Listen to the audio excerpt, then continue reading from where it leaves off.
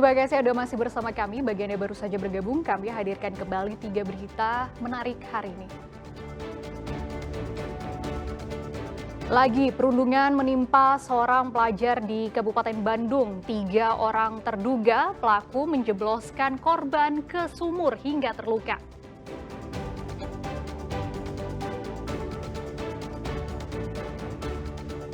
Misteri jasad wanita tanpa busana yang ditemukan di aliran Sungai Cipendawa, Cianjur terungkap. Korban rupanya dibunuh oleh seorang mucikari yang tak lain pacarnya sendiri.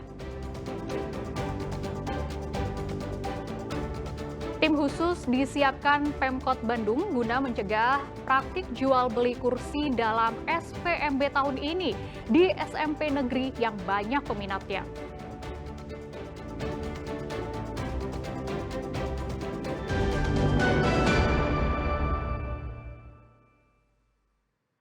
Misteri jasad wanita tanpa busana yang ditemukan di aliran Sungai Cipendawa, Cianjur beberapa waktu lalu akhirnya terungkap. Korban rupanya dibunuh oleh seorang mucikari karena kesal. Korban enggan melayani pelanggan.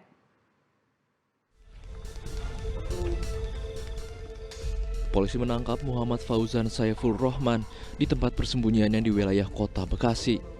Ia jadi tersangka pembunuhan terhadap Sinta Oktaviani Dwi Mukti, perempuan yang jasadnya ditemukan tanpa busana di aliran Sungai Cipendewa, Desa Pakuwon, Kecamatan Sukaresmi, Cianjur pada tanggal 4 Juni lalu.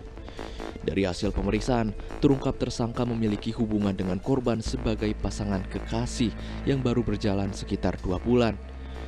Yang membuat orang normal tak habis pikir, tersangka juga jadi mucikari bagi korban. Korban dijajakan kepada pria hidung belang melalui aplikasi pesan elektronik. Tak dinyana, inilah yang jadi sebab korban tewas. Sebelumnya mereka cekcok karena korban beberapa kali membatalkan kencan dengan 2 pria hidung belang. Tersangka yang emosi nekat melempar korban dari jembatan ke dasar sungai dengan kedalaman 15 meter. 4 Juni lalu, ia lalu turun ke sungai dan kembali memukul kepala korban menggunakan batu, lalu melucuti pakaian dan mengambil perhiasan serta ponsel korban. Akibat perbuatannya, tersangka diancam hukuman 20 tahun penjara dan hukuman mati atau seumur hidup. Atas jembatan di atas sungai, karena terjadi cekcok, karena ada hal yang tidak bisa dipenuhi, kemudian pelaku marah dan mempunyai niatan melakukan menghabisi nyawa korban. Jauh dari keramaian di atas jembatan, yang dilihat dari korban tersebut ya tadi, ini udah bisa kita terapkan pasal pembunuhan berencana karena udah ada niat. Dan dari pelaku ya, pada saat di atas jembatan, karena sudah niat, pelaku menghabisi nyawa korban. Pihak keluarga korban berharap dengan terungkapnya kasus pembunuhan ini, pelaku bisa dihukum seberat-beratnya. Kepada aparat penegak hukum untuk bisa memberikan hukuman yang seberat-beratnya. Karena ini di luar dugaan, di luar ekspektasi kami dari keluarga, kejadian yang terjadi pada keluarga kami. Dan saya percaya pada pihak aparat penegak hukum, kepolisian, kejaksaan, dan nanti juga di persidangan pengadilan untuk bisa memberikan hukuman yang seberat-beratnya. Pengawalnya kita akan semakin ketat, gitu ya. Semakin ketat, kami tim kuasa hukum tidak akan memberikan peluang apapun untuk pelaku, gitu. Kami memohon kepada Kapolres Cianjur untuk selalu mengawal perkara ini dan kami pun ikut mengawal dalam proses dari A sampai Z dalam masalah perkara ini. Kini jenazah sudah dikebumikan di tempat pemakaman umum tak jauh dari tempat tinggal korban. Rendra Gozali melaporkan dari Cianjur. Seorang pria lanjut usia yang sebelumnya dilaporkan hilang di Gunung Salak, Kabupaten Bogor, ditemukan dalam kondisi meninggal dunia Rabu sore. Korban ditemukan di tebing gunung dekat aliran Kali Citis, sekitar 60 meter dari titik awal ia dinyatakan hilang. Setelah pencarian selama 2 hari oleh tim gabungan, akhirnya korban bernama Ayom yang hilang di Gunung Salak, Taman Sari, Kabupaten Bogor akhirnya ditemukan dalam kondisi sudah meninggal dunia. Korban ditemukan di tebing gunung aliran Kali Citiis dengan tinggi sekitar 120 meter dengan kemiringan tebing mencapai 80 derajat berjarak sekitar 60 meter dari titik awal ia dinyatakan hilang. Pada tanggal 22 Juni lalu, korban dan seorang temannya pergi berolahraga dan ingin mencari lumut di area sekitar Gunung Salak wilayah Ciapus Kapien.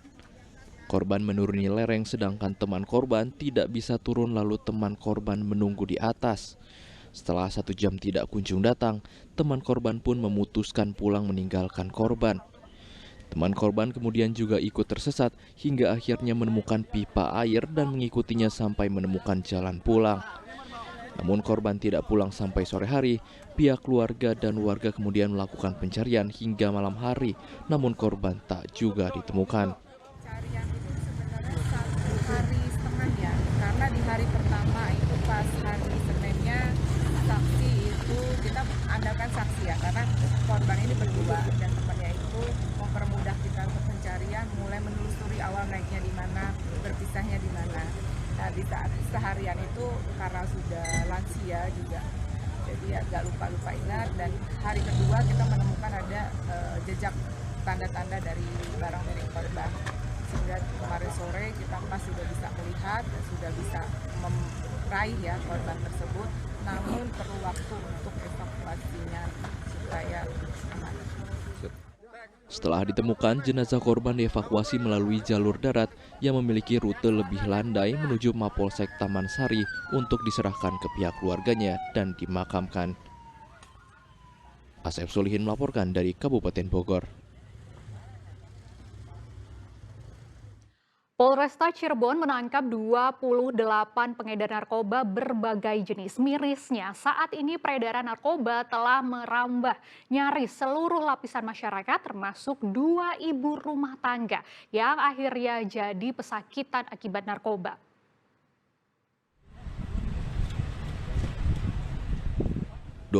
Tersangka peredaran narkotika dan obat-obatan terlarang digelandang petugas Satuan Reserse Narkoba Polresta Cirebon Rabu siang. Mereka ditangkap di 20 kecamatan berbeda di wilayah Kabupaten Cirebon dalam kurun waktu 3 pekan terakhir. Yang membuat miris, dari 28 tersangka, 2 diantaranya adalah ibu rumah tangga. Dari mereka disita berbagai macam barang bukti berupa sabu seberat 3,8 gram, tembakau sintetis 4,8 gram, dan 14.000 butir obat keras terbatas. Juga alat menunjang transaksi barang haram tersebut berupa ponsel, timbangan digital, hingga plastik klip untuk mengemas narkoba yang diedarkan. Berikut uang tunai 3,5 juta rupiah hasil penjualan narkoba. Faktor ekonomi jadi salah satu alasan salah satu ibu rumah tangga yang jadi tersangka pengedar obat keras. Sulitnya mencari nafkah membuat ia gelap mata dan menempuh jalan pintas yang sayangnya justru menuntunnya masuk ke dalam penjara. Ungkap kasus yang sudah dilakukan sebanyak 26 kasus. 26 kasus terdiri dari 20 EP sediaan farmasi jenis obat-obatan keras terbatas, kemudian 5 kasus penyalahgunaan narkotika jenis sabu, 1 kasus penyalahgunaan tembakau sintetis. Barang bukti yang berhasil kami amankan dari 26 kasus tersebut yaitu sediaan farmasi jenis obat keras terbatas 14.607 butir, narkotika jenis sabu 3,95 gram, kemudian narkotika jenis tembakau sintetis 4,84 gram. Seluruh tersangka dijerat pasal 112 Undang-Undang tentang Narkotika serta Undang-Undang Kesehatan dengan ancaman hukuman minimal 5 tahun penjara. Maruli Habibi melaporkan dari Kabupaten Cirebon.